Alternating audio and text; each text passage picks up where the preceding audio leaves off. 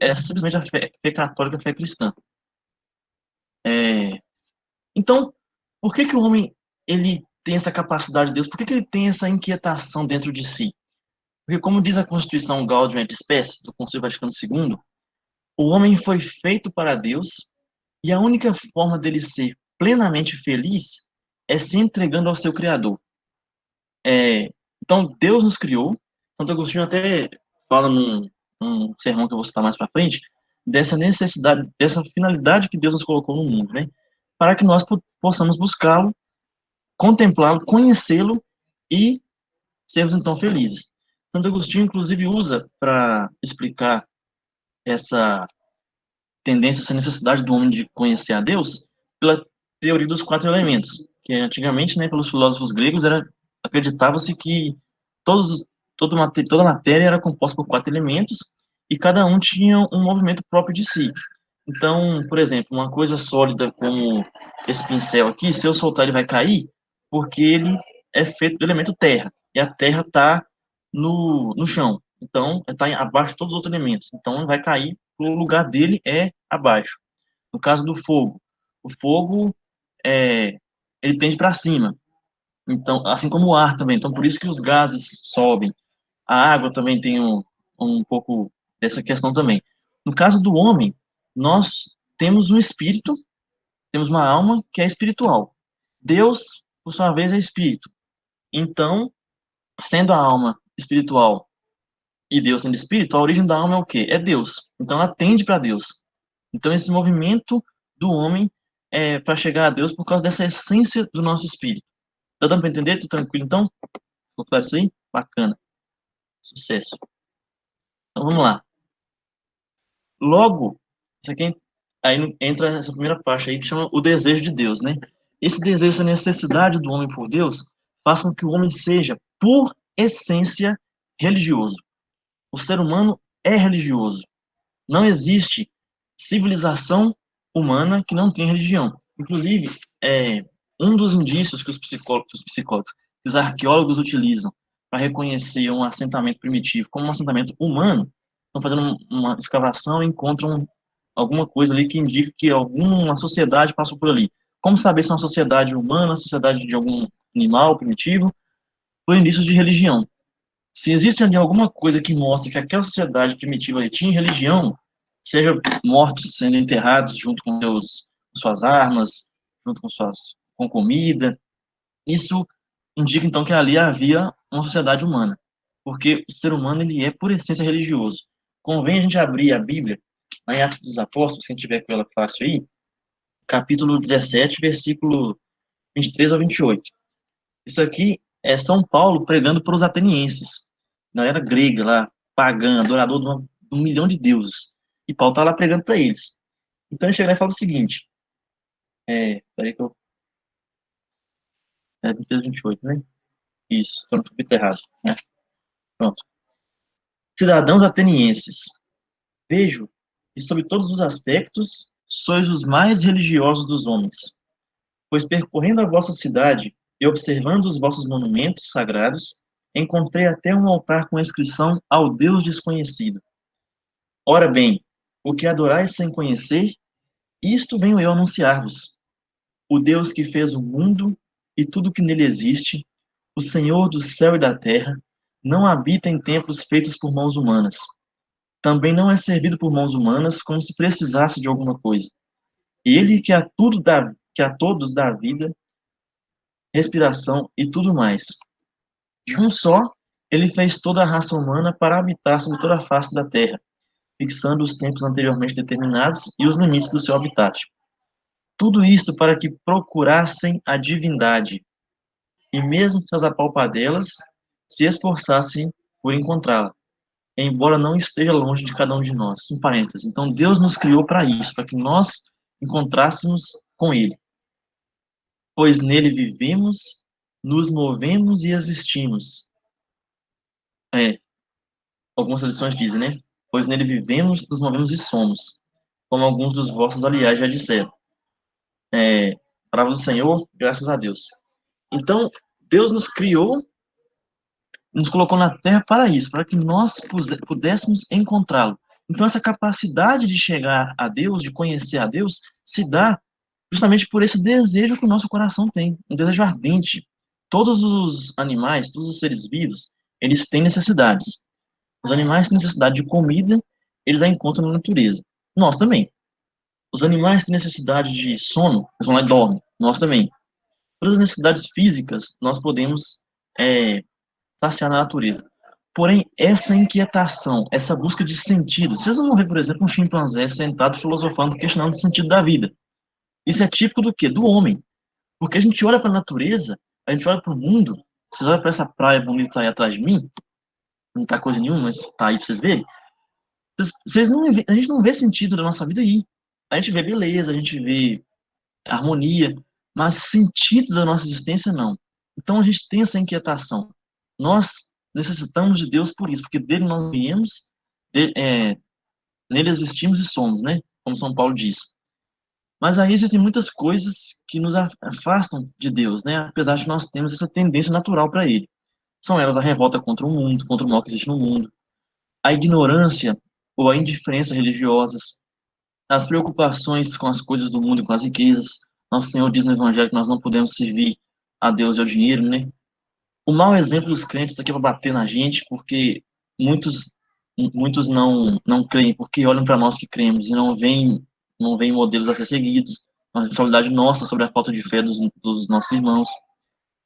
Outro motivo, correntes de pensamento que são hostis à religião e o medo que nós temos e que nos faz nos escondermos diante de Deus e fugir do seu chamado, mesmo medo que acometeu Adão e Eva no paraíso.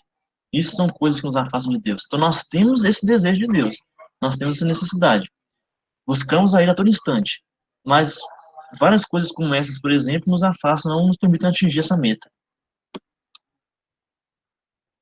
Santo Agostinho, para Santo Agostinho vai ser a poesia aqui da nossa aula, porque nó, é fera, viu? Tem mais citações dele para frente. Ele diz o seguinte, nas Confissões: Vós sois grande, Senhor, e altamente digno de louvor. Grande é o vosso poder, e a vossa sabedoria não tem medida. E o homem, pequena parcela de vossa criação, pretende louvar-vos. Precisamente o homem, revestido de sua condição mortal, traz em si o testemunho de seu pecado e de que resistis aos soberbos. A despeito de tudo, o homem, pequena parcela de vossa criação, quer louvar-vos. Vós mesmo o incitais a isto, fazendo com que ele encontre suas delícias do vosso louvor, no vosso louvor de terra. Porque nos fizestes para vós, e o nosso coração não descansa enquanto não repousar em vós. Então, isso resume essa primeira parte do desejo que nós temos de Deus. Então, se nós temos esse desejo de Deus, deve ter uma forma de chegar até Ele. No caso, duas. Que são o quê? As vias de acesso ao conhecimento de Deus. São duas principais, como eu dizia. O Catecismo nos diz no número 31. Criado à imagem de Deus, chamado a conhecer e a amar a Deus, o homem que procura a Deus descobre certas vias para aceder ao conhecimento de Deus.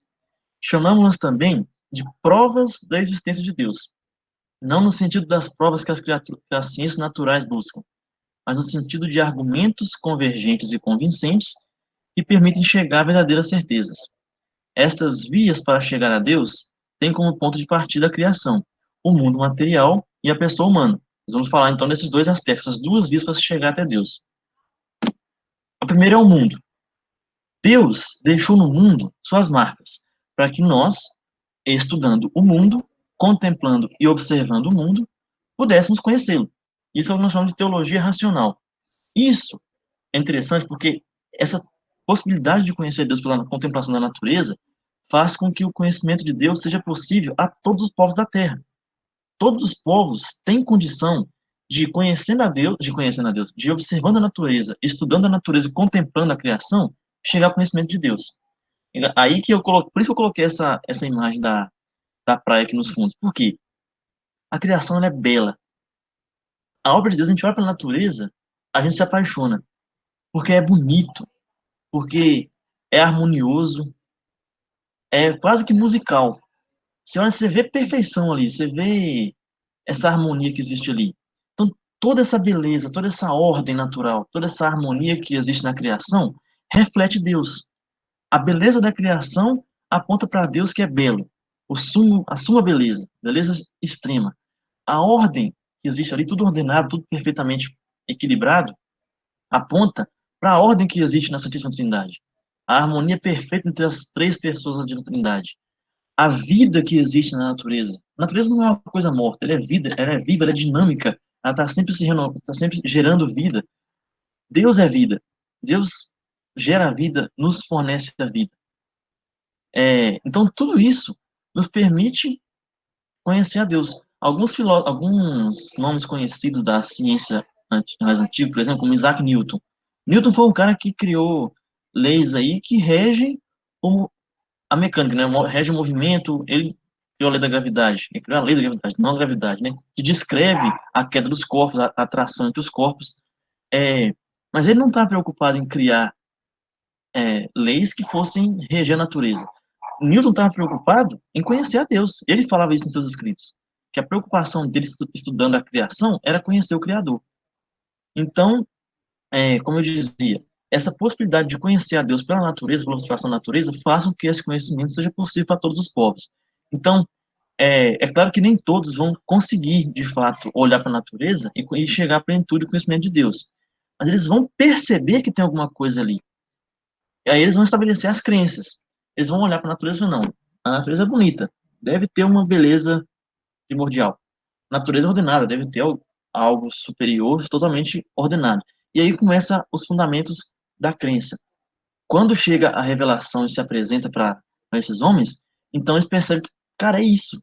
Tudo isso que eu estava vendo na criação tá aí, ó, é Deus. E aí responde com a fé, né? Aí, comprovando então que de fato a criação a, é o conhecimento de Deus pela criação é possível a todos os povos, São Paulo diz sobre os pagãos: o que se pode conhecer de Deus é manifesto entre eles, pois Deus lhe o revelou aos pagãos. Sua realidade invisível, seu eterno poder e sua divindade, tornou-se inteligível desde a criação do mundo através das criaturas. Então Deus imprimiu no mundo as suas sinais de si mesmo, né? E aí vem Santo Agostinho, mais uma vez, para nos emocionar. Olha o que ele diz em um dos seus sermões. Interroga a beleza da terra, interroga a beleza do mar. Atrás de mim aqui, ó. Interroga a beleza do mar. Interroga a beleza do ar, difundida e diluída. Interroga a beleza do céu. Interroga a ordem das estrelas. Interroga o sol, que com seu esplendor ilumina o dia. Interroga a lua, que com seu clarão modera as trevas da noite. Interroga os animais que se movem na água, que caminham na terra, que voam pelos ares. Almas que se escondem, corpos que se mostram.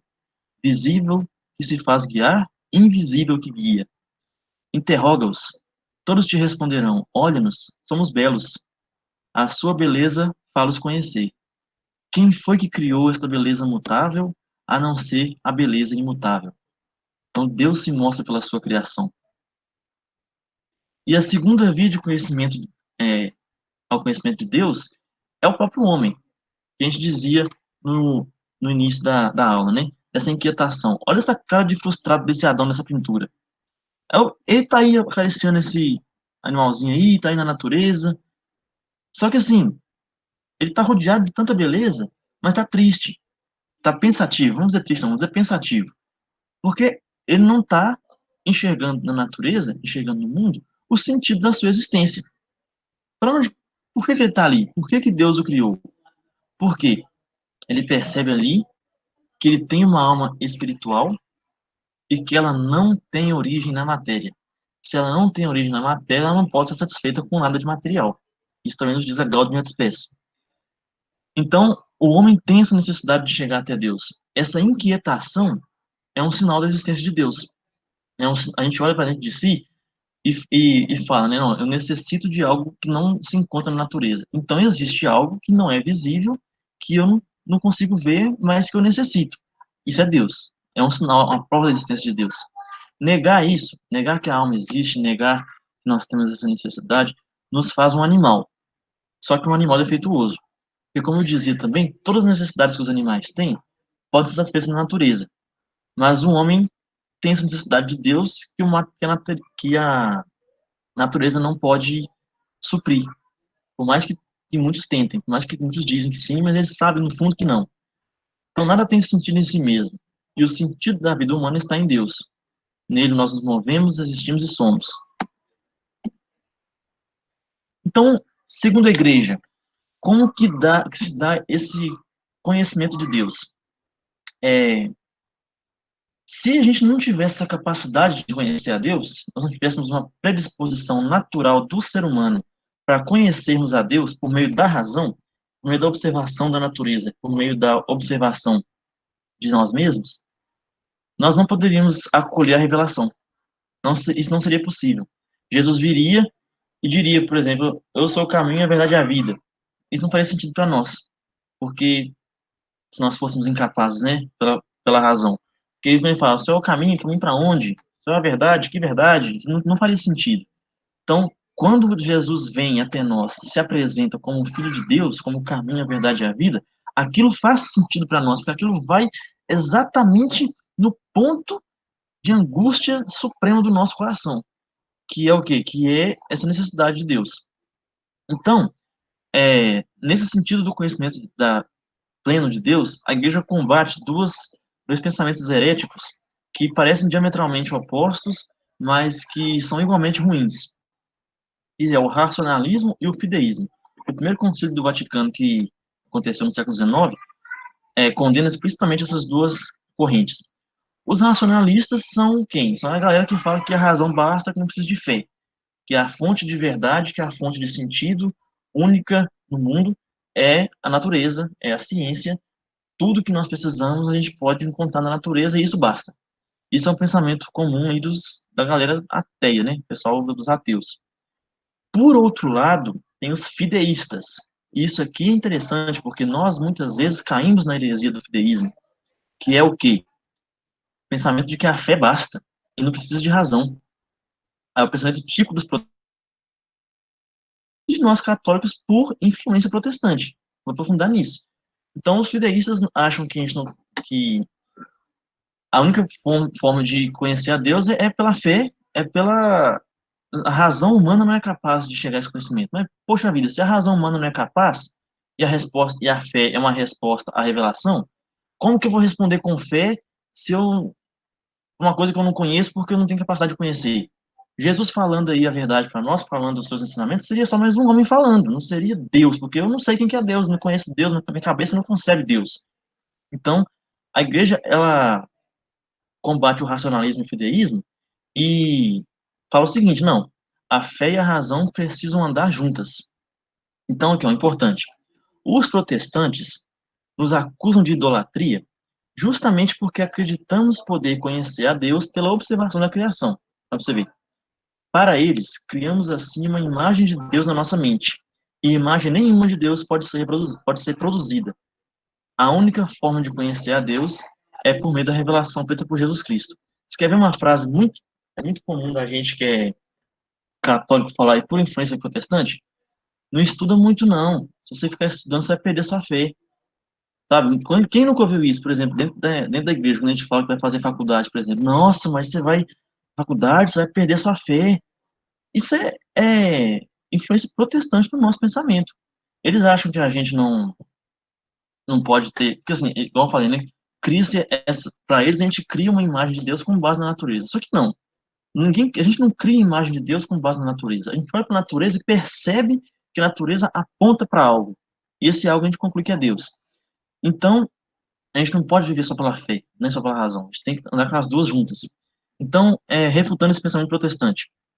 Se o homem não fosse capaz de Deus, se observar a natureza, se reconhecer a natureza não fosse possível, a gente não poderia acolher a revelação feita por Cristo.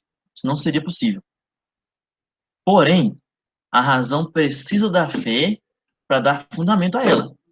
Porque, igual eu falei, se fosse possível todo mundo.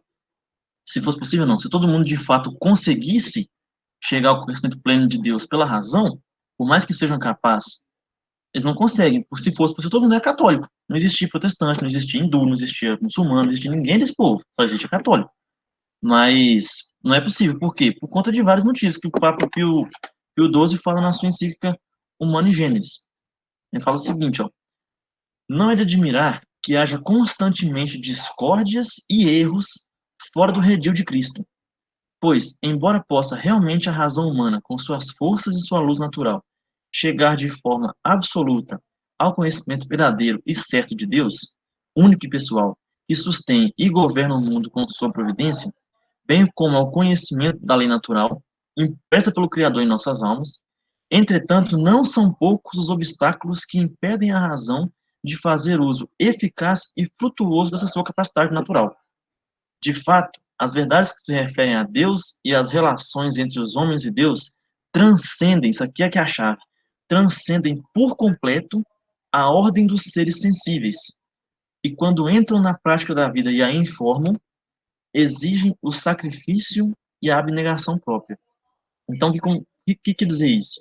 Esse conhecimento de Deus a partir da observação da natureza é um conhecimento que se dá a partir dos nossos cinco sentidos, nossa percepção do mundo, né?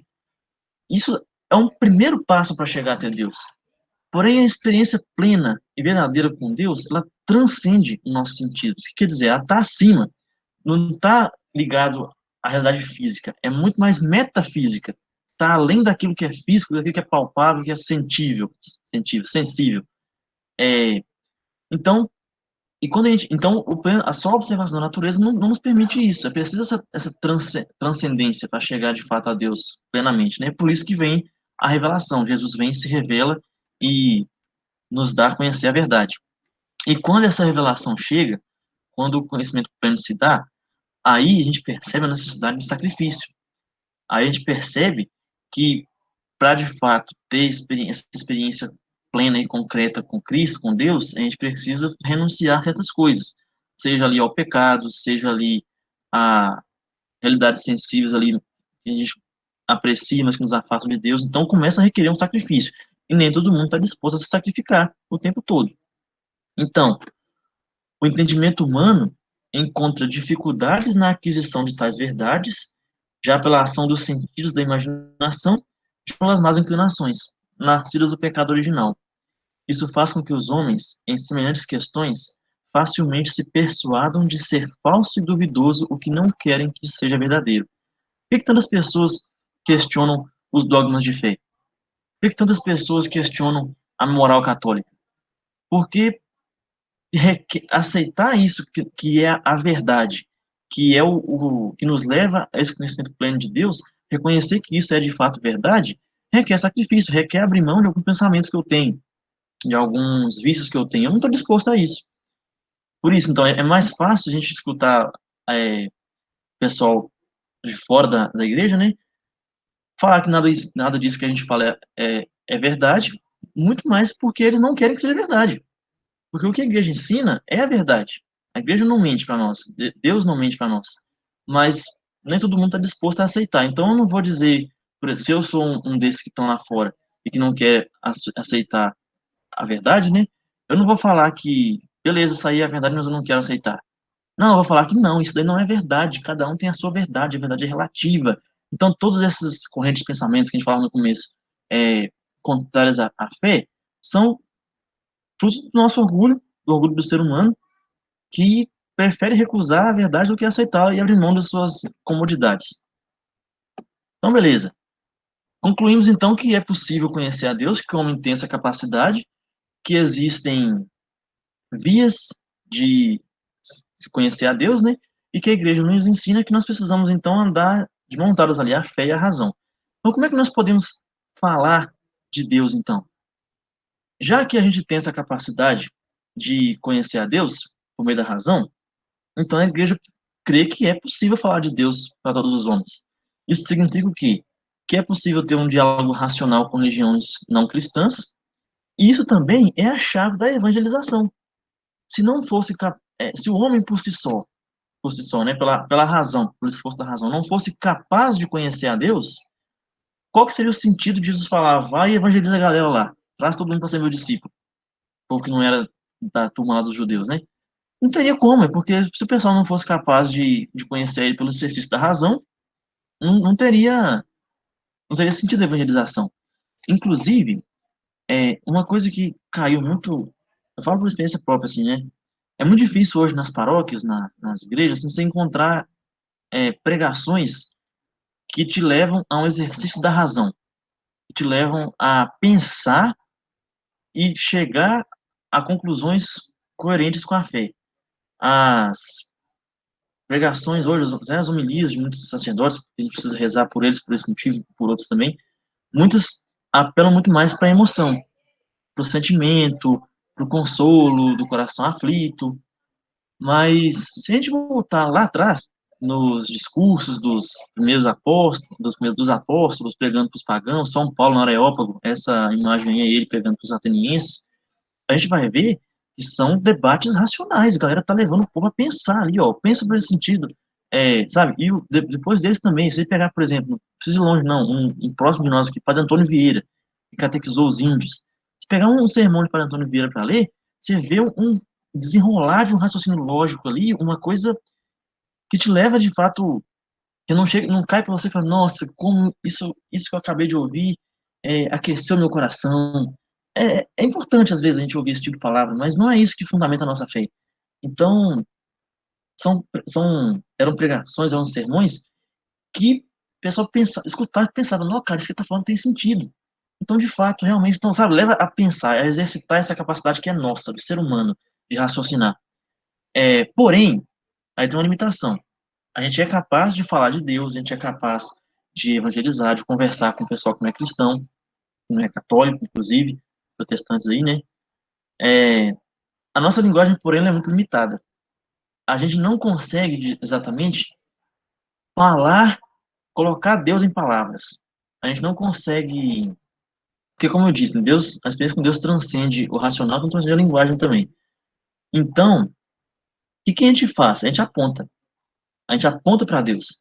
É muito mais fácil falar o que, que ele não é do que o que ele é. Isso é uma forma de, é uma teologia, chama teologia apofática. É falar de Deus falando o que ele não é em vez do que ele é, porque a gente não dá conta de falar o que, que ele é. Exemplos. Deus é inefável. Significa que ele não dá para, não cabe no nosso entendimento. Deus é incompreensível, ele não pode ser compreendido. Deus é invisível, não pode ser visto. Inatingível, não pode ser atingido pelos nossos esforços físicos, vamos dizer assim, né? Então, essa é uma forma, então, da gente. Então, nesse sentido, é necessário a gente estar sempre lapidando a nossa linguagem, estar sempre se aprofundando, né, nos estudos, principalmente, para que a gente purifique a nossa linguagem e não confunda o Deus que transcende a tudo isso com as representações que a gente faz dele, com as imagens que a gente faz, não dele, né, mas que a gente, com as figuras das nossas palavras humanas. Então, por isso que o estudo é importante. Por isso que a gente precisa estar aqui no domingo à noite estudando catecismo. Porque é a partir desse esforço nosso da razão que a fé vem e ilumina, e vai jogando luz, e vai nos dando cada vez mais sustentação. Então, gente, praticamente é o seguinte: estudar a doutrina, parar para estudar o catecismo, como que nós estamos fazendo aqui, é a melhor estratégia para não cair no erro das heresias, não cair no erro do protestantismo. Por que tanta gente abandona a Igreja Católica? Porque nunca soube o que é ser católico, sabe? Não, não conhece a doutrina católica, não sabe nem que existe um catecismo, na maioria das vezes, ou se sabe, nunca se esforçou para conhecer, e aí, aquilo que eu não conheço, como é que eu vou amar? Então, não conhece mesmo e vai embora, abandona. Então, a forma da gente se precaver dos erros do mundo, que nos afastam de Deus, de abandonar a Santa Igreja, de abandonar Deus, de abandonar a Igreja, de abandonar Deus, é estudando, é pelo conhecimento, junto com a oração, junto com a busca de uma vida espiritual firme, porque aí as duas coisas vão andar juntas, a fé e a razão que o nosso esforço ali dia a dia de buscar esse conhecimento, sempre com humildade, sabendo que nós nunca vamos chegar ao conhecimento pleno só pelo nosso esforço, junto com a fé jogando luz nisso tudo. Então, por isso que é muito necessário, que é muito importante a gente se fundamentar, a gente conhecer a nossa fé. Então, pessoal, esse primeiro capítulo é isso, a capacidade do homem de atingir a Deus, né? Como eu disse, é um capítulo mais curto. Os outros capítulos nós vamos fazer um artigo por aula. Então, antes da nossa oração final aí, se alguém tiver alguma dúvida, se alguém quiser fazer uma observação, pode ficar à vontade. Eu queria perguntar para o Paulo primeiro se a gente tem um tempo aí que a gente coloca para o pessoal perguntar, se é livre, como é que é, Paulo? Sim, tem sim. A gente tem uns 5 minutos, tá, de tempo livre para tirar dúvidas e aí a gente finaliza. Então é com vocês, galera. Vocês têm alguma coisa a dizer? Eu achei muito interessante a aula. Muito obrigada. E a parte da natureza que você me lembrou, que você estava falando, me fez pensar muito, por exemplo, também naquelas coisas, né, tipo panteísmo, né, que acredita que Deus é a natureza, né? E aí, eu acho que isso foi uma distinção muito importante de fazer, né? Porque tem muitas coisas hoje em dia pregando esse tipo de coisa, né? Então, Sim. bem legal mesmo, isso que você falou. E o que mais que eu achei interessante? A citação de Santo Agostinho também. Pode trazer mais. Pode deixar. É muito bom. E é isso, obrigada, viu? De Eu que verdade. agradeço. Muito É bom. interessante isso que você falou sobre a questão do panteísmo, Natália, porque aí entra naquela questão que eu falava, que o próprio Pio XII, inclusive, fala também, né? Que a gente é capaz de chegar até Deus pelo exercício da razão, mas a gente se perde no caminho. E aí chega nessas viagens doidas aí, né? Que Deus é natureza, a Sim, contemplação da mãe natureza como a deusa criadora de tudo, sabe? É nesse sentido. É um esforço de chegar até Deus, mas o pecado original chegou tanto na nossa raiz aí que bagunçou o tudo, a gente não dá conta. Aí entra nessas viagens doidas aí. verdade. Isso da fé e da razão também, muito legal o que você falou. Acho que foi João Paulo II, né, que fala que é como se fosse as duas asas, né, a fé e a razão. Exatamente, Uma não é sem a outra, então isso é muito bacana de pensar também. exatamente. Muito interessante. Obrigada. Eu agradeço. Mais alguém, pessoal?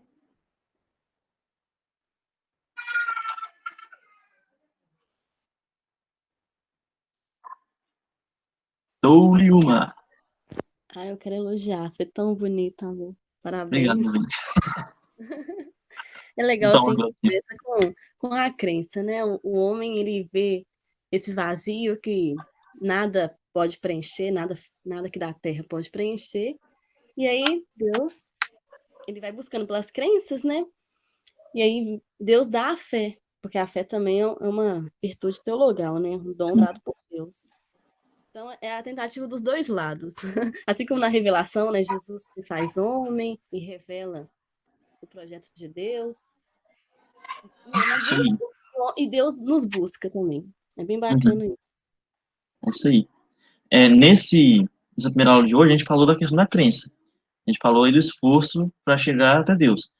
Nos próximos capítulos aí, a gente já fala da revelação e finaliza essa sessão falando da fé, propriamente dita. Então, hoje a gente abordou mais a parte da crença, né? A gente vai aprofundar na questão da revelação e da fé. Bacana. Mais alguém? Eu que agradeço pela presença, Saul. Então, vamos lá, pessoal, fazer nossa oração final. Alguém ia falar alguma coisa? Não? Não? Manda bala. Então, vamos lá. Em nome do Pai, do Filho e do Espírito Santo. Amém. Dou-te graças, meu Deus, pelos bons propósitos, afetos e inspirações que me comunicaste nessa meditação. Peço-te ajuda para os pôr em prática. Minha Mãe Imaculada, São José, meu Pai e Senhor, meu anjo da guarda, intercedei por mim. Nós estivermos reunidos, estaremos sempre unidos, em nome do Pai, do Filho e do Espírito Santo. Amém. Amém, pessoal. Amém. Pessoal, só vou dar uns avisos paroquiais finais, tá? É, eu peço desculpa para vocês que eu não enviei mais texto de meditação durante esses dias, né? Isso que é o problema de você deixar uma tarefa na mão de um sanguíneo, principalmente no fim de ano. Então, de verdade, eu peço desculpas. Caso tenha interesse, eu vou, enfim, mandar o restante. São textos muito curtos, meditativos, são bem interessantes. Então, vocês fiquem à vontade, tá bom? Peço mais uma vez perdão mesmo, é um fim de ano conturbado, digamos assim. Eu acabei esquecendo de enviar para vocês. É isso, Lucas, mais uma vez agradecer, né? Agradecer a participação de todos vocês aí. E ao longo dessa semana eu já deixo disponível para todos vocês essas 3 aulas, né, que a gente está devendo, e já um material com relação à aula do Lucas. O Lucas vai ser adicionado no grupo, né, em que o Túlio está lá também, E aí, qualquer dúvida, qualquer coisa, né, vocês têm um contato do Lucas para entrar em contato. Eu esqueci, rapidão, só mais uma coisa. Deixar um para casa para vocês. Que aí não precisa ser não precisa ser para semana que vem, né? Ao longo aí dessas minhas aulas. Meditem, reflitam, estudem. Aqueles que ainda não fizeram, que os que já o fizeram, façam de novo. A encíclica Fides et Ratio. Fé e Razão. São João Paulo II. Eu vou passar para vocês no grupo lá o documento certinho, vocês poderem ir meditando. Ele aprofunda bem nessa questão que a gente estava falando hoje, essa questão da fé e a razão, como essas duas asas que devem andar juntas. Então é isso aí.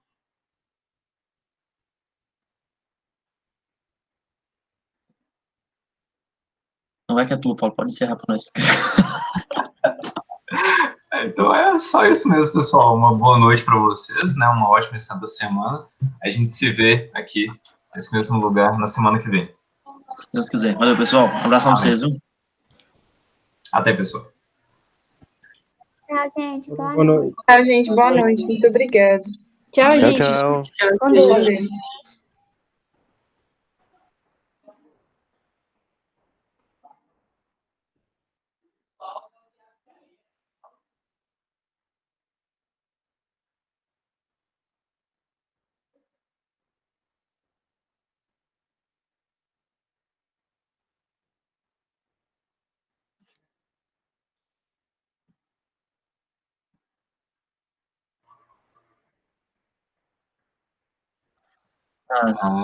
Normal, né? A gente estava Vou remover a Marcela.